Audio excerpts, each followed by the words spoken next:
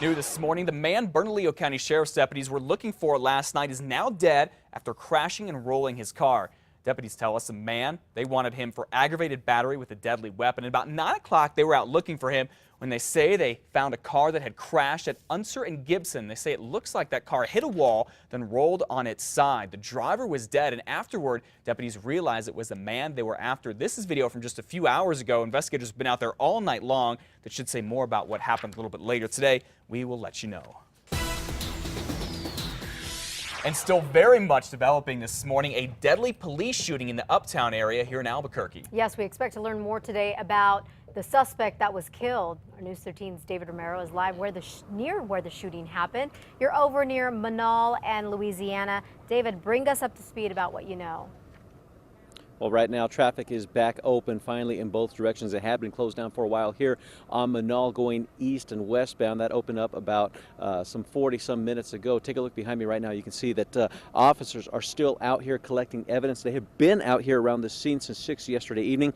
It was at that time the police say a woman came into the Music-O-Round store and tried to return some stolen items that had been taken from the business earlier in the day. Now, police knew there was a truck parked outside the store that may have also been involved.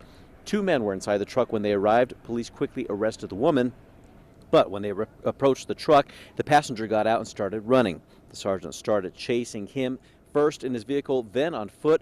The suspect managed to climb a fence and jump on a roof. He later jumped off of that roof and at one point was right in front of the cop pointing a gun at him. The officer refrained from shooting because there were people behind the gunman. That's when the suspect took off again, dodging traffic on Manal, heading for the Sheridan. The sergeant backed off. Police set up a perimeter, putting the hotel and a restaurant on lockdown, blocking traffic at Louisiana and Manal as well. Now, the SWAT team and air support were also called in. They used a flare device, and air support was able to locate the suspect hiding in a bush at a nearby business. Then at about 8 p.m., as officers approached, he ran from the bushes toward them with a gun in his hand. One officer fired a shot, another threw a flashbang. The suspect continued to run and tried to kick in a business door, then turned again towards officers with the gun in his hand. That's when officers fired additional shots and the suspect fell. And the officers were very clear and distinct that they could definitely see that the subject was armed with a handgun. Multiple commands given to him by the sergeant, by the tactical team to stop, to drop the weapon. He completely disregarded all that, and he created a very dangerous situation.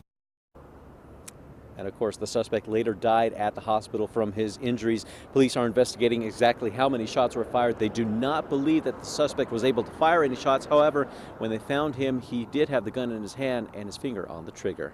Elizabeth, back to you. All right, David, thank you for that update. The woman, by the way, was taken into custody, and the other man in the truck is still on the loose. Police say they have a big investigation on their hands, including multiple witnesses and video from police. The officer involved here is, of course, on standard paid administrative leave while this investigation continues. It's likely there will be less drama with an MDC inmate who officials say tried to bite off the finger of a corrections officer. 50-year-old Mario Ragsdale is scheduled to have another probation hearing this morning at 8:30. Police say the first time around, Ragsdale became unruly, and when an MDC lieutenant tried to remove him from the courtroom, he bit down hard on the officer's finger, leaving it barely attached. Ragsdale finally was let go when he was tased. These graphic images are a bit graphic this morning. We apologize for that. He is behind bars on a no bond hold.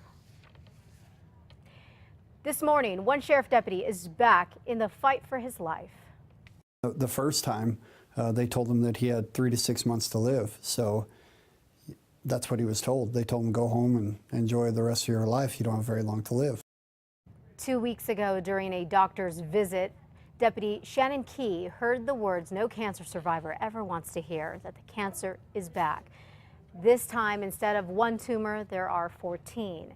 Doctors say surgery is not an option. Key is undergoing experimental and extensive treatment at Cedars-Sinai Hospital in Los Angeles. His family says he will begin a new intensive treatment on Monday. Key has been a deputy for about 14 years, working in the SWAT and K-9 units.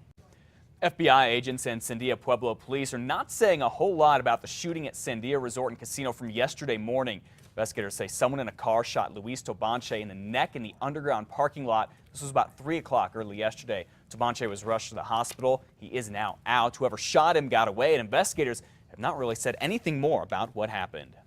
The woman who sheriff's deputies say was drunk and caused a wrong-way crash in Santa Fe late Monday night is still in jail right now, and she admits to having 2 mixed drinks. Sheriff's deputies say this woman, Leila Perez, was going south in the northbound lanes when she slammed into not just 1 but 2 cars about 6:30. Tara Toll was in one of those cars. She was 7 months pregnant.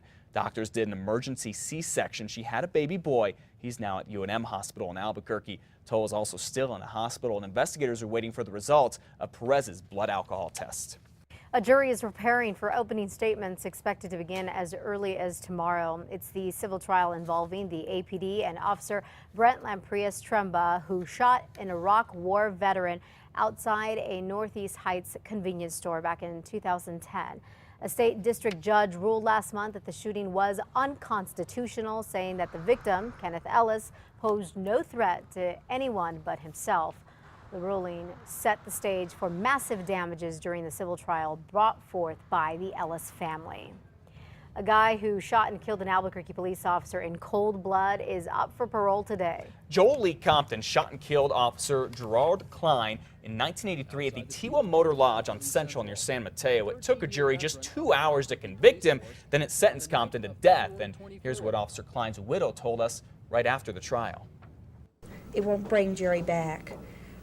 But I feel because he did kill a policeman, because he did kill a policeman trying to do his duty, that they returned the only verdict that they could.